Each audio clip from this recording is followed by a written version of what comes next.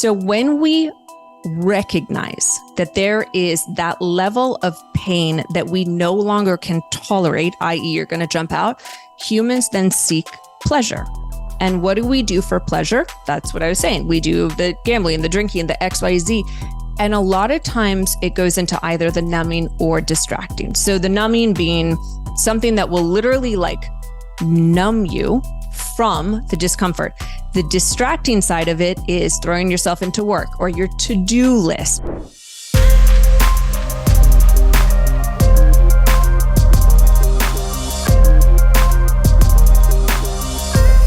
Greetings and welcome, everybody. Welcome to the Dr. Espen podcast. I'm Espen. Today I'm joined by Nikki Sharp, 2-time best-selling author, wellness expert, and transformational coach. This is going to be an exciting conversation because today we're going to talk about how to find the balance between masculine and feminine energy, how you're not getting the results that you want in life, specifically helping you overcome that challenge if you're feeling that you're not getting the results that you're after.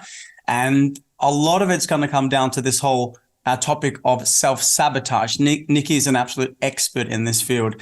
She's been specializing in helping men and women uncover the root cause, which is, I think, a really important thing to discuss here, because a lot of the things that people deal with are often on the outside, the challenges and the symptoms of what's going on. And what I've done when I've studied Nikki is I've seen her really get to the root cause of what's going on for a lot of men and women. So stay tuned for that conversation.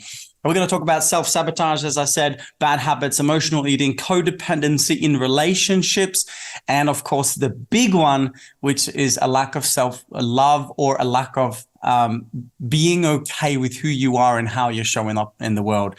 Nick has been doing this for a lot of years now with a lot of great results in her exercises and coaching, and she's also the host of a Sharper Life podcast. So I'm excited to dive deep.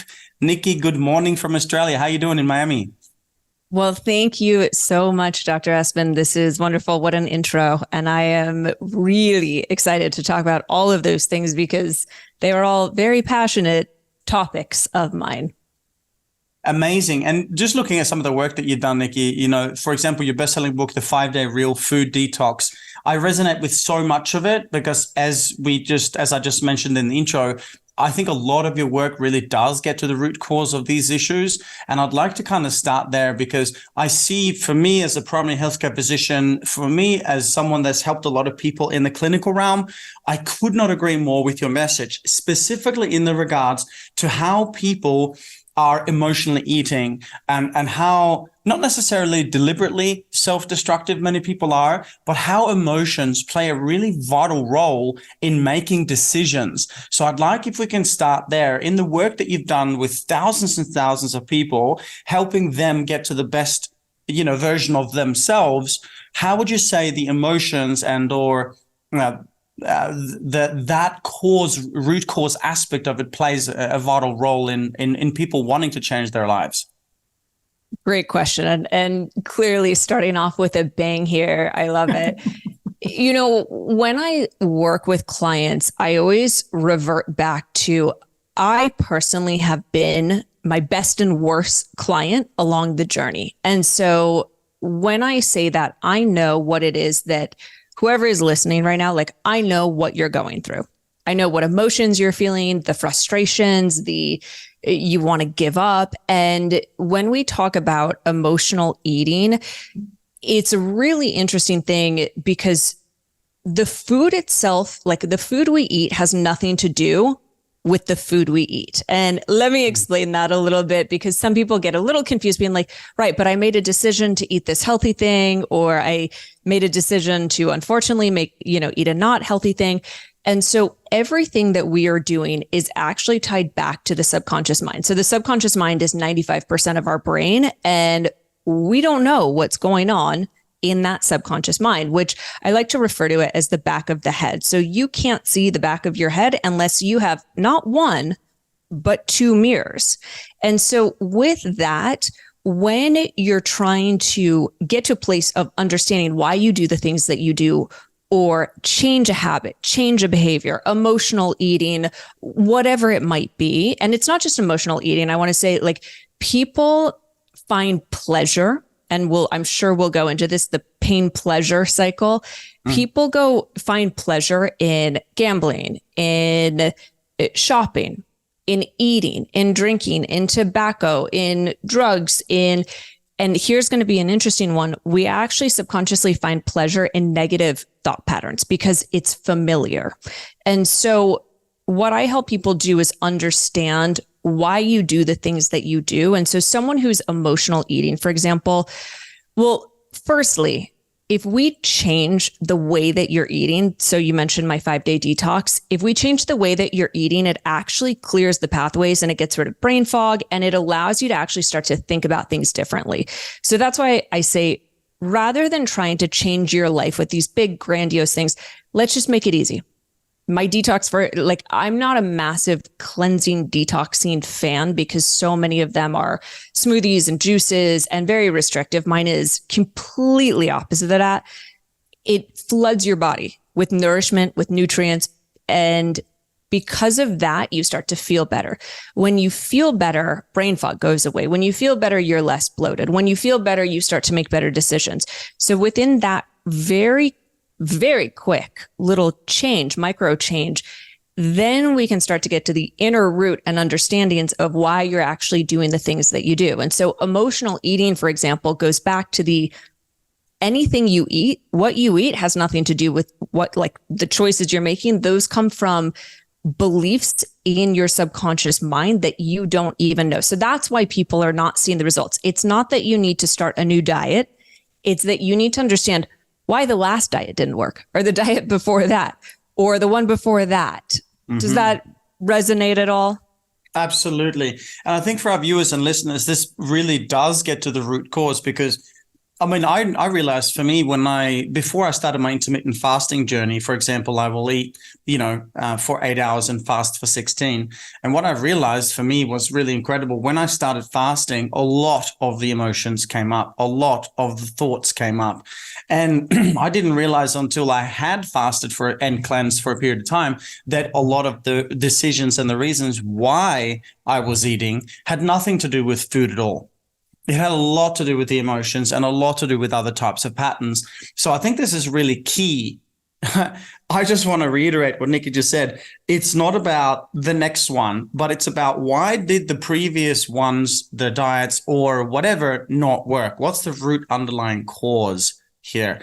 And this is beautiful, Nikki. I think this has a lot to do with human behavior as well. And I just want to segue over to the trauma piece because I think then in this instance, for many people watching and listening, the trauma piece would be related to it, as in if they are eating emotionally or are eating for comfort. And it's not just eating, it's the sugar and the alcohol and the tobacco and anything that does give that temporary high.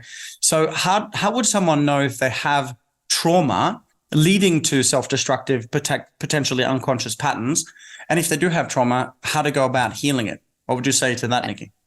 I love this question. So let's take a step back because trauma is one of these words that's thrown around all the time on Instagram. You can go and see someone saying like trauma this, trauma that.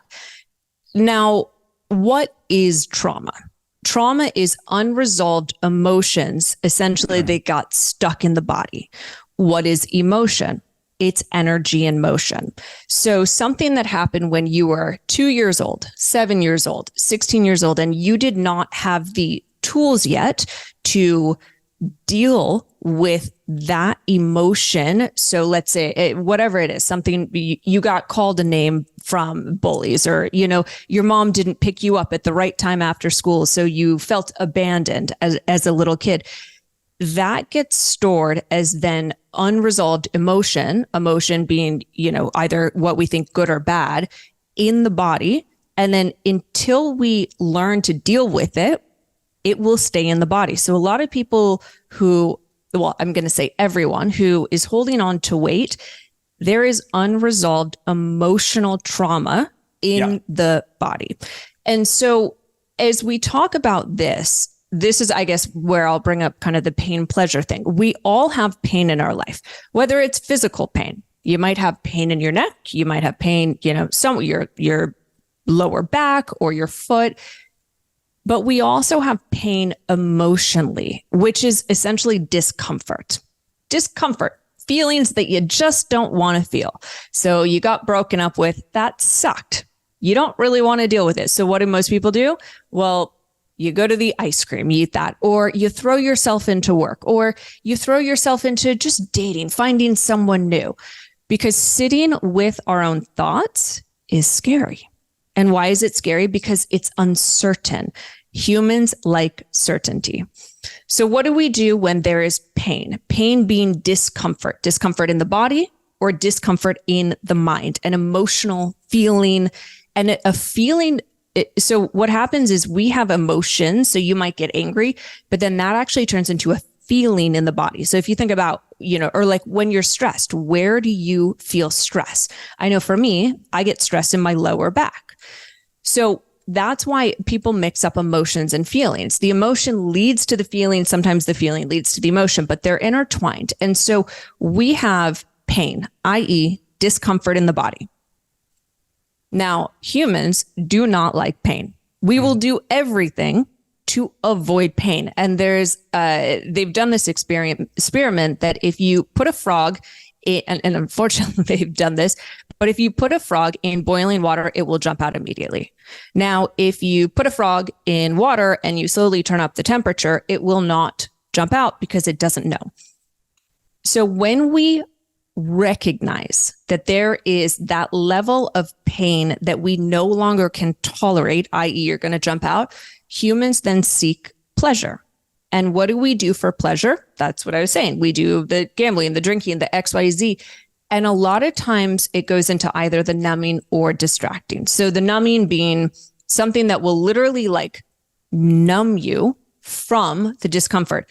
The distracting side of it is throwing yourself into work or your to-do list or traveling. Like I used to travel so much and I learned I was distracting myself because I didn't want to sit with myself.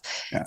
So when we go from the discomfort or the pain and we seek pleasure, the pleasure when we go to that is very temporary. And typically it's something that will last. It gives us a dopamine hit very quickly, right? So if you smoke cigarettes, e-cigarette, you drink, you buy something, it's that immediate dopamine hit. The problem is when that goes away, typically you then feel guilty, giving you back to that circle of feeling that pain. So that's why people get stuck in that pain pleasure cycle. And so how do you get out of that? And as we're talking about trauma, and I hate to say this, fortunately and unfortunately, it's learning to sit with yourself and learning to understand what is actually causing the pain. And so when I work with clients, I always say, you're going to become an archaeologist of your own life. You're going to become a discoverer of your own life. And I like to make things fun. I like to make fun of. And I don't know about you, Dr. Espen, but I was made fun of when I was in school, and it was not a good thing. So we have a negative association when someone says making fun of. Now, if you think of the word fun, well, fun is light, it's joy. There's good vibrations with it.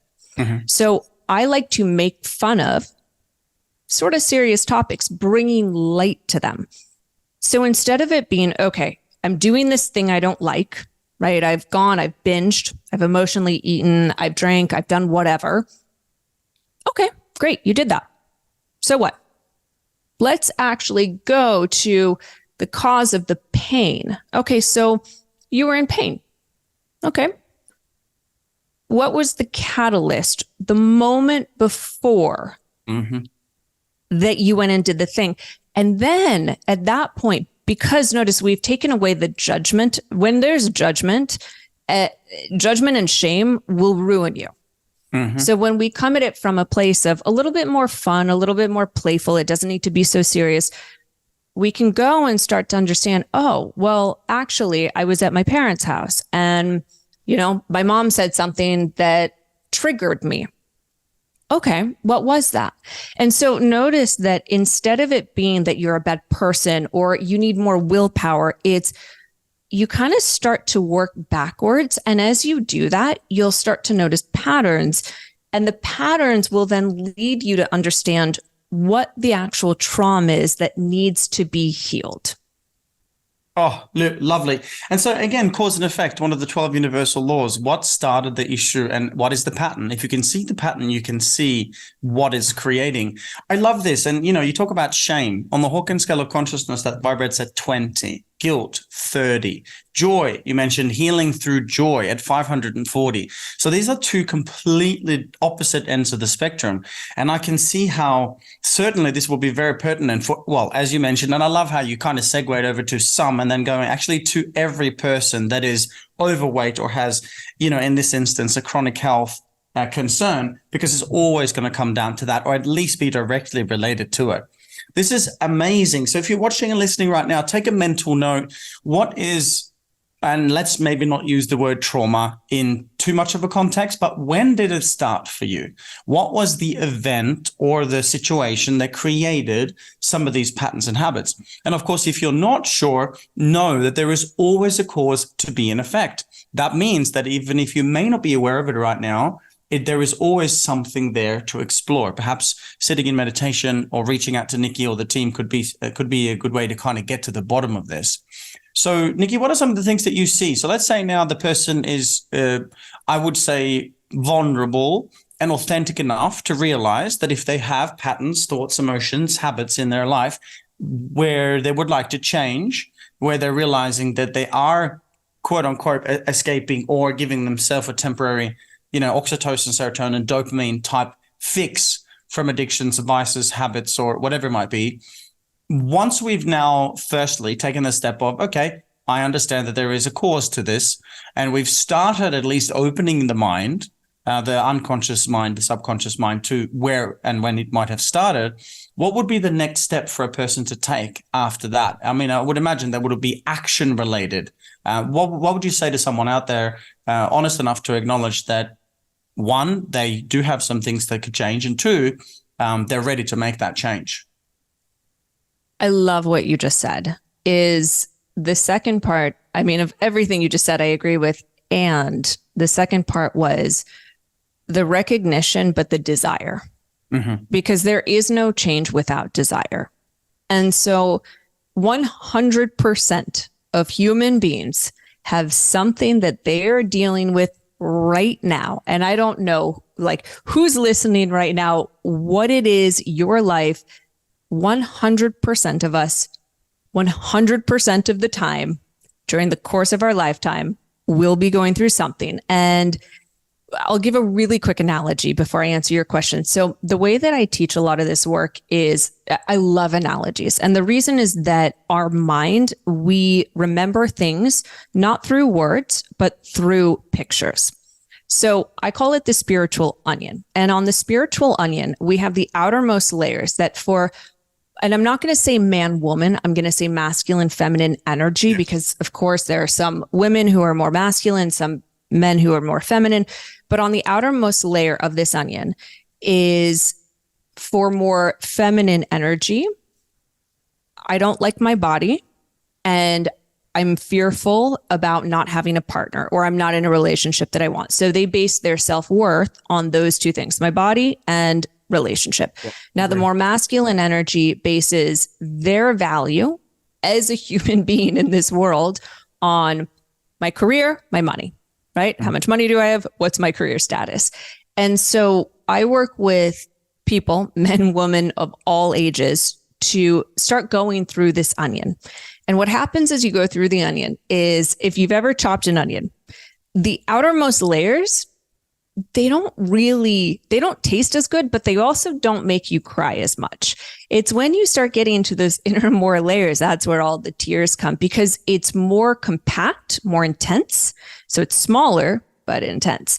So it's actually really easy to get past the outer layer. The next layer that we go into is fear of failure. 100% of people have that. Doesn't matter, man, woman, alien, like whatever you identify as, we all have that. Now, when you get to the core of the spiritual onion is fear of success. And that's because fear of success is, what if I actually have the thing that I want? Then what? Will I be happy? Who will I be? And so, right, we start to self-sabotage when we get to that innermost layer of like, oh, well, I have the relationship, but oh, is this really what I want? Or, the mind starts to come up with all of these different things. And so the reason that I put that out there for that analogy is because one, it's just recognizing where you are on the spectrum of the spiritual onion. But two, do you want to actually make a change? Do you want to get past the things that are holding you back? And so as you were talking about, and, like with everything that we've gone over so far, I want people to understand as well that it's not and this is where I'm not a doctor, I'm not a therapist, and I teach a lot of similar things, but where I'm going to differ a little bit is from therapy. They have you go and find what's the original root cause of, the trauma that you're facing. So your emotional eating today, or why you can't lose weight today, is like, okay, well, that's, tied back to when I was 7 and XYZ happened. What I like to say is that doesn't matter. The reality of it is that it happened. You can't go back and change it. And there's no point in going back to relive it. And that's what the conscious mind does, is the ego mind, is it tries to go back and relive these things and bring them into present so that it's protecting you. So rather than trying to find the root cause of it, I like to take people through an exercise of what was the catalyst that happened right before you did the thing that you don't like. So let's say you just went and you binged, or you just went and you took a bunch of shots, or you went out, or you spent a lot of money online, Amazon, click, click, click.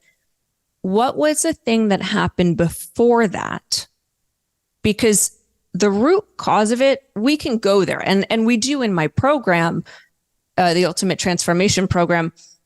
But really, it's getting clear on what are these little micro triggers or catalysts so that you can start to recognize patterns. And actually, I'll give you an example. In my group right now, just received a message in the WhatsApp chat that we have with everyone. And one of the women said, I started, today I'm feeling better, but this weekend had a really bad weekend, XYZ, XYZ. And so I said, what was the catalyst as to why you're not feeling good right now? And just from asking her that, she was like, oh, well, actually, I was with my mom and I don't understand why no one else gets triggered. I was really frustrated. And then we went to dinner and we were sitting in this place and I didn't like it. And then my food was cold, but I decided not to send it back. Right. XYZ, XYZ. And what I say is the most important thing that I will ever teach someone is how you act and react, because you cannot control external circumstances. We like to control it. But when you take a step back, the only thing that you really can control is how you act, how you react. And so what she recognized just from me asking a few questions was, oh, I got really frustrated because of all these different things, which led me down the spiral, the emotional vibration chart, and I got to lower vibrations. And so rather than it being, something that happened 15 years ago, it's like, oh, that was the catalyst that got me to start feeling shitty. If that all resonates. And so I really just want people to understand, yes, you can go do years and years of therapy, but I really would encourage someone to look at what was the thing before. So I know in my past, when I had 2 eating disorders and when I would go and binge, very often I would have a photo shoot, let's say for swimsuits. The night before, oh boy, did I go binge. Now, why is that? Sure. I'm sure there's some stuff about my parents. I'm sure there's stuff from my childhood. But really in that moment, when we go back to that spiritual onion, I was actually scared of my own success. And so knowing that that was coming up and I was essentially sabotaging myself because of that fear, that's far more important than whatever happened in my childhood. I totally feel and see this. I wonder how much of this comes from a lack of self-worth or a lack of self-love in terms of your fear of not being good enough. Actually, then my fear is to be successful, because what if I get successful and I'm not good enough? What are your thoughts? Yes. So the I'm not good enough, there's 2 I love this conversation. There's two big things that all human beings deal with. And we're typically on the scale of either one or the other. I'm not worthy or I'm not good enough. So if you're in the I'm not good enough category, typically, and what I've found, I have not studied this empirically, researched it, but this is just based on a lot of clients and my own research. If you have the I'm not good enough, you tend to go into the more masculine category. Now, me as Nikki Sharp, that is, I have definitely fallen, or my majority of my life, I've been more in the masculine category. Let me prove myself kind of thing. Let me show that I'm worthy. Exactly. Now, why is that? Because there's something from childhood that said that I didn't feel seen by my parents. And so then it goes into, well, maybe I'm just not good enough. So let me prove how good I am. So that's always, lingering in the back. So here's where we kind of tie it together is the I'm not good enough ties into more masculine energy. So a woman, absolutely. And I deal with a lot of clients like this who are in this category, women who are in their masculine, very driven, very focused, want to succeed, have a more avoidant attachment style, all trying to prove a point to mom or dad or someone from childhood. Now you have the other category, which is I'm not worthy. I'm not worthy of this relationship. That tends to go into the wounded feminine, and men can definitely go into the wounded feminine as well, which goes into the anxious attachment style. And that's because they just didn't feel seen or loved. And so both sides of this, we want the same thing. We want to be loved and accepted exactly as we are. But the manifestations and actualizations of how we act are completely different. So in one sense, you have someone who goes into more anxious attachment style, more wounded feminine. The other, you have more avoidant attachment style, more masculine. Now, what I would add to that is when you can learn to control the ego, you can actually make that work for you. So I was living in my masculine for years and years and years. And then I realized when I go in my masculine, that was out of fear. That was actually out of fear, a scarcity mindset. So that's partially what was driving me. Now that I'm more conscious about things, I can tap into the masculine in that conscious way and then use it to help me. And the same goes that if you're tapping into like the wounded feminine, I'm not saying that one should do that, but there are times and places that we can tap into it consciously. And I know I'm throwing out so many different concepts here. I hope this is all making sense. This is gold. Keep going. Gold. Oh my goodness. I also like feel for someone who's listening and they're like, wait, what is Nikki talking about? Like there's masculine attachment styles. And it's just, this is the work that I do with clients to help you understand where you're at. And the key point I think I want to say of all of this is wherever you're at right now is perfect. It's exactly where you're supposed to be. You don't need to be anywhere else. And we love to compare ourselves. Thank you, Instagram. Thanks for letting me know about everyone else doing all these cool things. And in comparison, right, is on the lower vibration scale.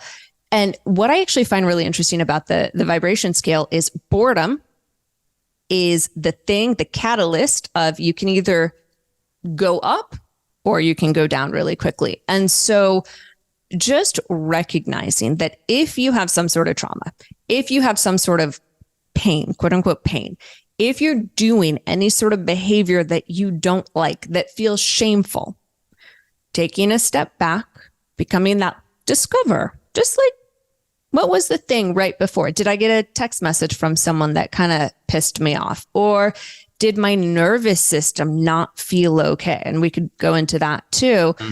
And just starting to look at yourself a little bit, like distancing yourself from the actual experience will help you move through it a lot quicker. This is really, really imperative. When you talk about going back to the trauma and how many therapists and people and specialists, so-called specialists, psychologists, psychiatrists around the world do that with the pattern that I've seen with a lot of the flawed issues in the model. And so much of you speak of it, is human behavior. is that often in the old paradigm, you would, sit with a psychologist and talk about how you were a victim of what happened at 7 and poor you and so on. So the aspect that I take of it is I ask my students, what do you believe? Either scenario 1, that you're only flesh and bone, that you're only the body, and its senses, or 2, that you're a spirit or a soul. And 99% of our students will say, yeah, I'm definitely more than just the physical. I'm consciousness. I'm whatever they choose to word it as. And then I ask the question, well, since you cannot, as you mentioned, Nikki, change the past, what if we change the meaning? What if this happened for you rather than to you? What if this comes with spiritual benefits? What if this comes with, the test that you wanted to achieve or experience in the, human realm, so that you can become who you're destined to become? And that may not be in alignment with everyone's belief, even though the absolute majority of our students say, yep, I'm all for it. It totally makes sense. I can't change the meaning, so I can't change my life. But here we're going another step deeper. And you're actually, if you guys are picking this up, I would go back and listen to this interview again, because what I'm hearing is you've got the masculine, you've got the feminine. We all own all traits. We all have the masculine and the feminine, but often one side is going to be unintegrated or compensating for a, whatever pattern, trauma, issue. And I'm loving how the specific manifestation of this trauma, be it man or woman, either we both have masculine, feminine, would come out. If you have an issue with the feminine, it's more so this style. If you have a more unintegrated or trauma with the masculine, it'll come out in that way. So in essence, if we were to take that expanded awareness, Nikki, what I'm observing from what you're teaching, which I absolutely love, and may I just say, you're not a therapist, you're not a this, you're not a that, but what I'm hearing, and this is why coaching and why transformation is getting such results around the world, because in my hypothesis anyway, and I used to hire professional, mental experts on this, quote unquote. But this stuff I feel gets much better results, because you're really getting to that essence of why you do what you do. So I want to ask, when you look at this from the masculine and feminine aspect, what I'm almost seeing in my mind is like there's a way where people can answer a series of questions to kind of get to why they're doing what they're doing. What are your thoughts on that? Do you have a way to audit that? You mentioned the masculine and the feminine, how they would come out or be demonstrated within that. How do you go about this when people enter your programs? How do they find out what the issues are and how to deal with them? Absolutely. So I want to backtrack really quickly, because you said 2 things that I want to touch on. One, just about, I love therapy. I have a therapist myself. I think that everyone needs someone greater than them to help you see what you can't see, or what you don't want to see. And so whether it's a coach, a therapist, a mentor, we all need someone to help us see the things that we maybe don't want to see or that we can't see. Now, when it comes to at least like the work that I teach, the Ultimate Transformation Program, every single time I do this program, time and time again, from almost every single person, they say this has been 4 months has been better than 10, 15, 20 years of therapy. And some of my clients are 60 years old, and they say that. And now, why is that? Because someone like me and like you, we're taking so many different modalities, yes, and helping you understand that it's not just about the one thing or the talk therapy or the this or the that. It's an enmeshment of all these different tools that are going to work, and they do work, right? And it's also so important to find someone that, one, you resonate with, but 2, is living, breathing proof of the work. And like, as I said, I am my greatest and worst client. I was my worst client. I'm now my own greatest client. And so I test everything on myself, and I'm living the life that I am living because of the work that I teach. And I know that it works because I was in a place of nothing was working in my life. I was a hypochondriac. I was a victim to life. Like, you name it, I went through it. I didn't know how to set boundaries. I was a victim to the world. And the other thing that I wanted to mention, which you talked about, is the meaning that we assign to things. And it's so interesting because also in my Ultimate Transformation Program today, literally like today, I'm going to read you something. I sent this to the group and I said, fear. Can I cuss, by the way, or should I keep it PG? Express yourself as yourself, Nikki. Go. So fear, the word fear, it's F-E-A-R. So there's different meanings that you could associate to it. Fear, false evidence appearing real. There's another one, fear, fuck everything and run. There's another one, face everything and recover. There's another one, face everything and rise. And so what I had said was choose your meaning. This is why it's important to understand your definitions of words and values, because we can take the word fear, and for most people, it's like, oh, I'm fearful of this, i.e. the pain. So I have pain, I'm fearful, I'm dying, or this, or whatever it might be. And most people will hide from the fear. They'll hide from the pain. Whereas if you take the other thing, which is false evidence appearing real, it gives it a different meaning so that, oh, interesting, I'm scared. Maybe it's not so bad. So I just wanted to add that before answering the question, because what you're asking is kind of, if I heard it correctly, is what to do next, right? Like when you're understanding all of these things, like what's the next step? And so one, I always have, join my program, because there's a whole like list of things that I have people do. But what I ask people to do is get clear on what's the area of your life that you want change the most, i.e. it's going to be the area that you feel like you've done everything and you're burnt out, you're not seeing results, and you're starting to give up. You're losing hope. So whenever I ask someone, okay, what area are you losing hope in? It's like, oh, my body, I've tried everything. So I never talk about food or exercise for the first 2 months of my program. We don't even go there. We don't talk about it.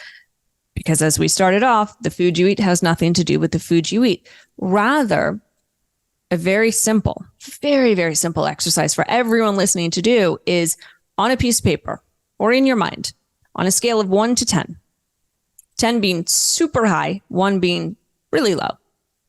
Where's your stress? 1 to 10. Most people, if I ask, 6, 7, 8, a lot of times 9.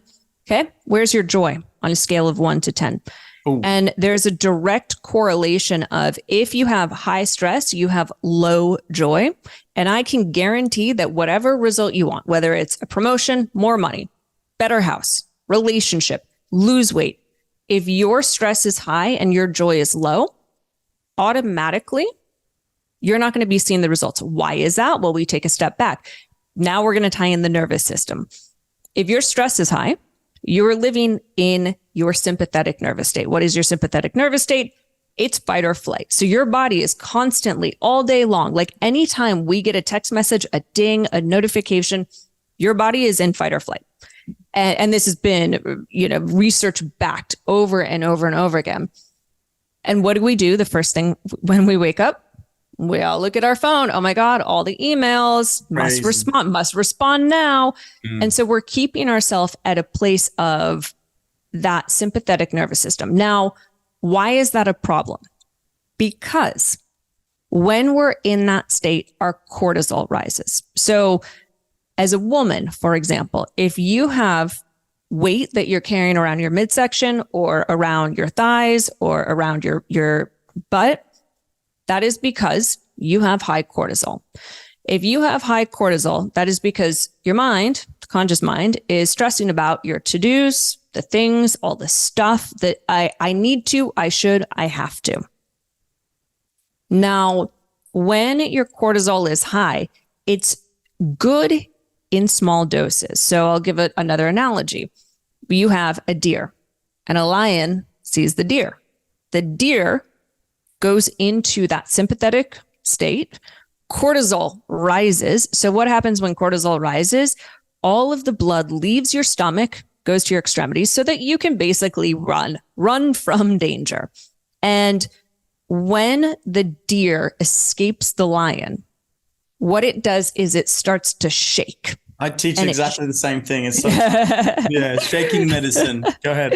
Yeah. And so it's like animals do this all the time. They shake. And so it's releasing that excess energy because cortisol, again, is energy. If we don't release it, it gets stored in the body. Ladies, it gets stored at your tummy. So it's good in small doses, but the problem is in today's day and age, modern day and age, we are living in that stress state all the time. Now, when the blood leaves your stomach and it goes to your extremities because you're in this state of fight or flight or freeze, whatever food you are eating, it doesn't matter how healthy it is, you are not going to digest it and assimilate the nutrients. So even if you're eating the perfect diet with the perfect amount of calories, and this happens all the time with my clients, and they're like, I ate perfectly, but I haven't lost any weight. Yeah. Well, that's because you've been in your stress state. And so that's when I tie it back to, on a scale of 1 to 10, if your stress is high, notice that whole tangent I went on, versus if your joy is high, I can already tell that you're in a place of rest and digest, i.e. the parasympathetic nervous system. That's where blood goes to your stomach so that you can naturally digest and assimilate these beautiful nutrients that your body needs. So this is why so many people go to Europe, for example, and they're eating the cheese and the bread and all the quote unquote bad things. Well, no, they're not bad. You're just in a state of joy, of relaxation. And so your body did the thing that it's meant to do, which is digest food. Therefore, you didn't get bloated. And so what I work with on clients, honestly, the quickest thing and the easiest way to start seeing results is stop focusing on the food. Stop focusing on all these things. Focus on number one, sleep. Sleep is the most untalked about thing. It is far more important than anything else. Yep. So focus on your sleep. Put your damn cell phone away at night. Put it on airplane mode. Put it in another room. Yep. And when you're sitting down for meals, knife and fork, put your phone away. Step away from the laptop. And so many times clients are like, but I can't. It's like, but really? Like, really? You can't? Are you going to get fired? If And that goes back to the fear of, if I don't sit here and work during my lunch, which, by the way, legally is mandatory that you take a lunch, the fear is I'm going to get fired or I'm not going to do enough work. So see how we're kind of tying in all the different things. And this is why, if you're not seeing results, it's not just like a one thing, like, let me try this new diet. It's, well, let's just start to piece together a few of these things. And this is why clients who come to me see such like insane results, because imagine this, I've been talking your ear off for the past, I don't know, like 40 minutes. Now imagine 4 months of exercises and things like this, and really learning about your, digestive system and stress and sleep. I mean, transformation is entirely possible, and it doesn't happen by a new diet.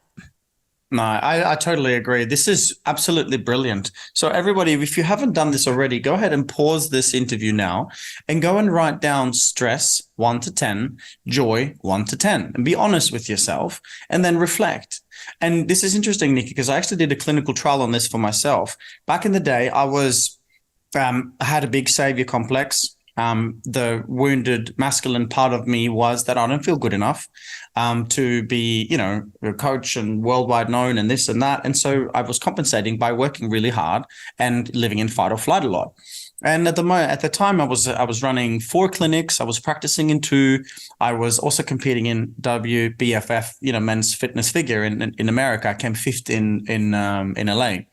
But what was interesting was for 10 years, I was measuring my testosterone levels. And of course, this is relevant to females as well in terms of your hormone levels, because that has a major impact on our overall health. And I was trying everything. And I'm a vivid biohacker. So I was checking everything. I was measuring, all of my blood, hair, stool, saliva, my sleep, you name it, everything. Nutrition on point, like purpose on point, everything. But because I was overcompensating too much in the masculine, from the feeling of not being good enough, having the savior complex, wanting to help people to make myself feel better, which obviously, as you mentioned in your story, takes a while to kind of work out. But now, retrospectively, we can look back and reflect and go, aha, I see the pattern. So what I realized, Nikki, which was really interesting, I tried everything for 10 years, including regular blood tests, to be able to look at the hormone levels, my testosterone levels. And the only thing, because I was looking at this going, this can't be right. I'm young, I'm healthy, I'm fit, I'm on purpose, I eat super clean, I exercise regularly, I meditate, not as much as I needed to back then. The issue was cortisol. The issue was stress. And I'm talking 10 years in the peak age, if you will, And the thing that got my testosterone from average being lower than average for my age, which should have never happened with the way I was, like I said, eating and exercising, to what it needs to be. And now in my 40s, my testosterone is much higher than in my early 30s. Peak performance at that level was tapping into the parasympathetic rest and digest God flow system, really nailing that first. Everything else fell in place. So I could not support what you're saying more. This is very critical. And again, guys, do that exercise, score yourself. And I think reach out to Nikki if you have any questions. I'm really loving this. Yeah. And one thing I'll add, just for someone who, if you're listening and you're like, okay, like what am I? 1 to 10 on stress, 1 to 10 on joy. The next thing that I would ask you to do is write down, what are the things in your life today that are bringing you stress? What are the things in your life today that bring you joy? And again, another direct correlation that I see, and I can guarantee if you have high stress, it's that you're scheduling and doing the things that actually bring you more stress, and you're not scheduling and not doing the things that bring you joy. And this is just human nature, where we're like, yeah, I mean, like, I like to go for walks. I like going to restaurants, but we don't schedule it. We just think we're going to naturally do it. The same happens with sex. And I've studied with some of the best sex and relationship and tantra experts in the world. And every single one of them says, you actually need to schedule sex, because what happens is we're like, yeah, of course I'm going to, get funky in the bed sheets, or getting jiggy in the whatever, getting jiggy with it. But it doesn't happen. Yeah. But what do we schedule? Well, we schedule doctor's appointments and we schedule kids things. And suddenly it's like, oh, I'm driving the kid here. And it's like, but what have you done for yourself today to make you feel good? And so that would be the secondary part to that question is, what are the things you're scheduling right now and doing? So what brings you stress? And look at your calendar. And then what brings you joy, and look at your calendar. And it's just like micro changes that I want people to do. But that in of itself, if you did nothing else, if you took away nothing else from this podcast and you just did that one thing, you would already start to see massive shifts in your life. And of course, then the aspect of that is you don't manifest, as the late great Dr. Wayne Dyer said, you don't manifest what you want, you manifest what you are vibrationally. So when you're vibrating from stress, what are you calling in? Your relationship. What are you calling in terms of money? What are you calling in terms of health? What are you calling in terms of fulfillment, quality of life? So people, I think, really start to get that now, that if I want to live a magnificent life, I have to. And it's not like maybe sometimes, I have to put myself first, have the things in my life that bring me joy. I love that you mentioned the sex part, because I can just see the standard couple, and, pardon me from generalizing, but, sex from time to time, not planned, it happens, and it's short, and it's not passionate, and it's not by design or whatever. I really see that being part of the issue. So again, pause this interview. Please go and write down exactly what that would look like for you. Where in your life, by the 168 hours that you've been blessed with every week, where are you going to do the things that bring you joy? I think that's absolutely amazing. What's your thought on the whole quantum side? Let's just spin it. So, I as I said, being in clinic for years and doing all the physical stuff and nutrition stuff, I've got a background in nutrition. We saw great results, fine. But it's not until we started working with consciousness, with breath work, with meditation, with the understanding of who and what we are. What's your 2 cents worth on that from a spiritual view? What's your take on the importance of spiritual well-being in someone's life to have that integrated masculine, feminine, and achievement and fulfillment, or whatever they might be seeking? I think it is the core essence of life at the end of the day. Now, I believe most people are not there yet. So what I teach is a little bit of an amalgamation of psychology, neuroscience, and spirituality. Because what I find is that there's so many teachers out there that, like, let's talk about quantum physics and like you and I could like jam on this all day long. But the majority of people are living in their day-to-day lives. And it's like, Right. But like, okay, yeah, sure. Maybe I believe in God or this, but like, why does bad things happen to kids? Or why is, the war happening? And so the human mind, not the subconscious, the conscious mind, which is only 5% of our brain, doesn't comprehend what it doesn't understand. Now, the conscious mind doesn't understand very much at all. And so, if you take a step back, and this was a huge journey for me, at least, I grew up in a family of atheists, pretty much. Like, we didn't go to church. My dad is very much like a science, math guy, really, really smart.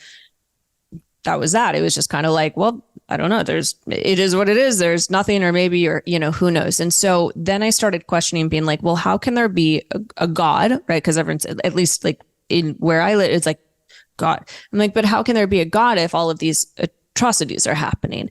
And then as I started to get older and I started to go through my own healing journey of my 2 eating disorders and body dysmorphia, and I mean, like, you name whatever it is, I've basically gone through and felt the feelings, the emotions.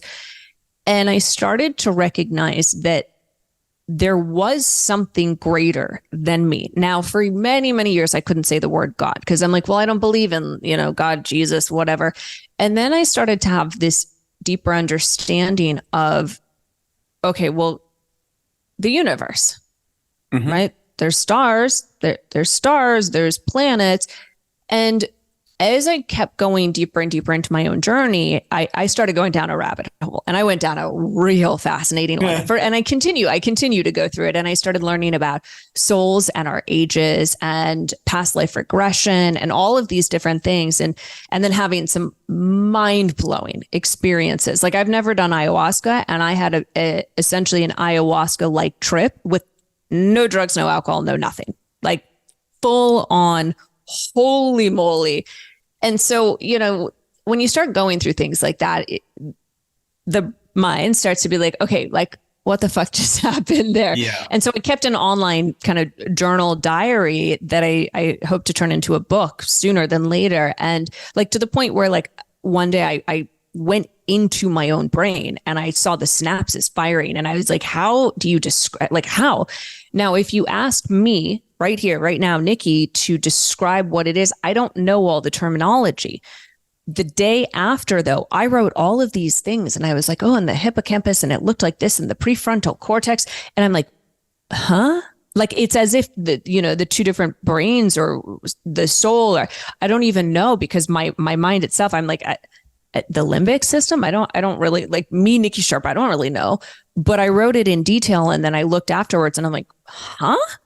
And so I started to have a greater understanding of this. And I share this as my own experience because I come from a background of not believing anything of this.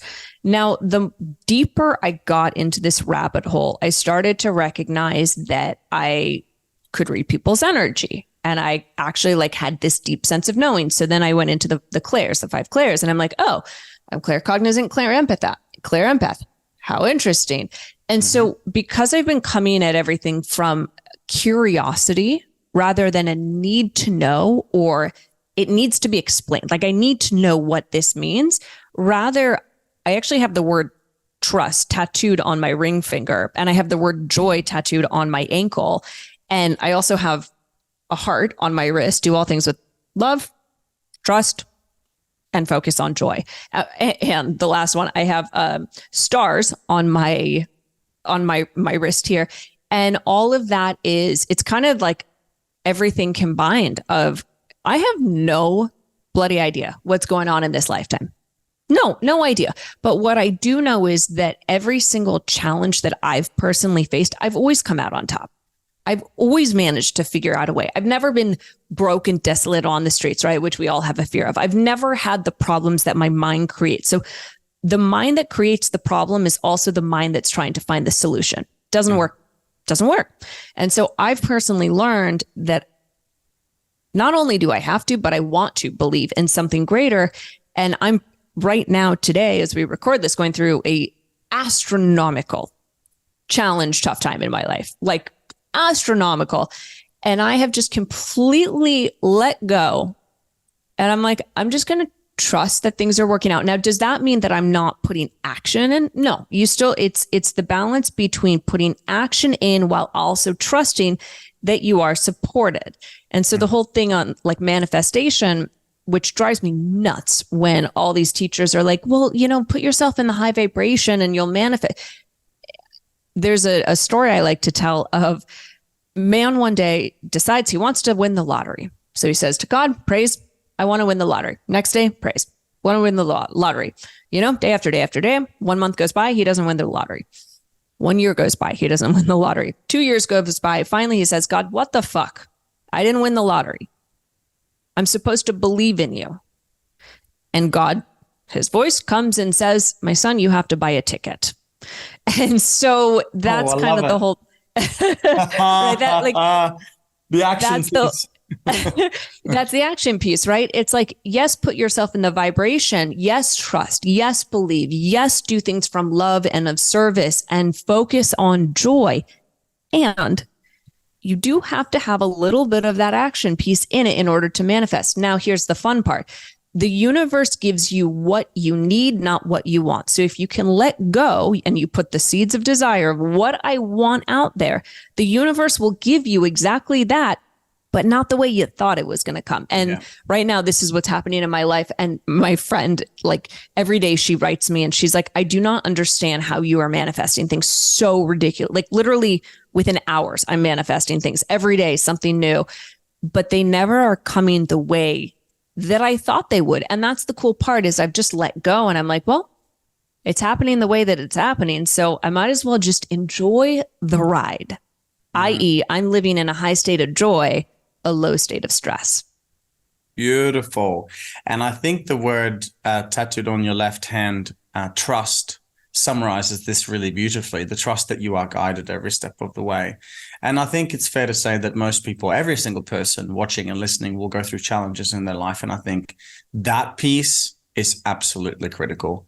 Hey, I've got one last question that I'd love to ask straight off the cuff. You ready? Yep. Okay, I want you to imagine now, Nikki, that you're on the world stage and there's billions of people and they've all gathered, they're all present, they're all fully there and they're eager and excited to hear the message that Nikki Sharp has to the world at this time. When you're ready, take a breath and then share with us what's your message to the world. The results that you want in life, you will never see unless you can have compassion for yourself. That's it. Let it sink in. Power pause. This is brilliant. Comes back to the whole self-love piece as well. Oh my gosh. Let it sink in. Breathe with it. Awesome. Hey, before we segue, if you got pen and paper, everybody, let's go. NikkiSharp.com. Instagram, Nikki Sharp. Nikki Sharp in one word. And I also want to drop this one. I think this is really important for people to go have a look. ultimatetransformationprogram.com. So that is ultimatetransformationprogram.com. Go and check it out. See what Nikki's about. I think you've got the sense of this already. I think you've got the feel. And for those of you who didn't and haven't already, go back and listen to this interview again, pause it, do the exercises. It's like you're getting a free coaching session from the two of us here at the same time. Go and write out the things, score yourself in fear and in joy, 1 to 10. Look at the masculine, feminine, look at which are the wounds and the way you're showing up in the world is, could be seen and what the expression of the wound might be, et cetera, et cetera. Nikki, this has been phenomenal. I want to just check in before we segue. Is there anything else that you'd like to share? Anything else that you'd like to speak about? Oh, I mean, I could talk for hours. And we are grateful for it. I'm so incredibly passionate about all of this because I come from a place of not knowing or understanding or believing in anything that I'm teaching. And I think that's why I have the passion that I do, because the challenges, the hardships, like I have people look at me and yeah, sure. Okay. Tall, pretty, blonde, looks like she has this great life. And I do. I've created it. I have created this life that I love. I come from an incredibly challenging background and I'm the first person to say, I don't believe half the shit that I'm talking about. Only I believe it now because I've been there, I've done it, I've experienced it, I've lived it, I've transformed. And now I've gotten to do that with, thousands of people across the globe. And I want to just really, really quickly explain what I mean by you will not see results if you don't have compassion for yourself. This is something in my Ultimate Transformation program where I say, if you take nothing else from this 4 months, it's to have compassion for yourself. Because when you don't, and you beat yourself up, you're going to continue the cycle. You're going to be judging yourself, guilt, shame, which keeps you on these lower vibrations. When you're in these lower vibrations, you're going to be in a state of stress. When you're in a state of stress, your cortisol goes up. When your cortisol goes up, you gain weight. You can't lose weight. When your cortisol is up and all these things are happening, your libido goes down, testosterone, right? That's when you get acne. All of these things that people want to see changes in their life happen when we're in that sympathetic nervous system. And that is attributed to, if you're in guilt and shame and beating yourself up, you will never see the results you want. Whereas if you can have some compassion for yourself and say, wow, I just ate like an entire pint of ice cream and a pizza and XYZ, or I just went shopping and I feel really guilty. Stop yourself there and just say, it's okay. I accept myself. I'm doing the best I can. Mm-hmm. That immediately will stop the downward spinning and cycle. And so it's, I understand that it's obviously easier, quote unquote, said than done, but it takes practice. I'm living, breathing proof of this because I came from rock bottom in every single area of my life to being where I'm at and being so incredibly passionate. And so it's I know that being oh, great, there's this girl and she's talking about what the fuck, being compassionate. It's no, really be compassionate with yourself, because the thing you've been doing, I want you to ask yourself, has that actually been working? I love it. Nikki, thank you so much for your time. Again, Nikki Sharp on Instagram. Check out the program, check out the website, nikkisharp.com. And again, please do, if you found value in this interview, go ahead and share this with as many people as you can, because it only takes one share to one person to hear this about self-compassion, about love, about trauma, about transformation, and so on, to make a shift, to make a change. So please go ahead and share this interview. Nikki, thank you so much for your time. Really appreciate it. That was an awesome conversation. I think we should do this again at some point. Absolutely. Thank you so much, Dr. Espen. Absolutely. Could jam out, and we will definitely do this again. I think with the next round, let's do a Q&A and see what questions people have, and then we can do a rapid fire answer. Excellent point. Okay, so if you're listening, watching to this, you've already gone back in time, written out the questions and the answers, right? And even if you haven't, here's the key. What would you like to learn? What questions do you have? Comment in the post below. We'll accumulate the questions. We'll write it up and we'll see if we get Nikki back online. Thank you so much, Nikki. Really appreciate it. Looking forward to the next one. Thank you.